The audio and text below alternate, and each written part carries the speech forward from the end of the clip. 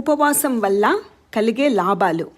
మన శరీరం ఆకలితో ఉన్నప్పుడు మన శరీరంలో ఉన్న చెడిపోయిన కణాలను, రోగానికి కారణమయ్యే కణాలను, ముసలితనాన్ని తెచ్చే కణాలను తినేస్తుంది.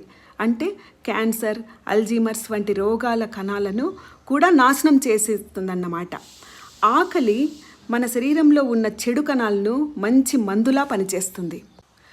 పిల్లలైనా పెద్దలైనా పొట్టలో నులిపురుగులు ఉంటే రాత్రిపూట నిద్రలో పళ్ళు కొరుకుతారు.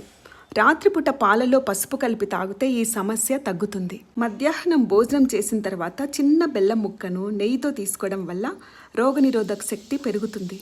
నీరు సరిపడా తాగని వారికి ఈ సిమ్టమ్స్ వస్తాయి.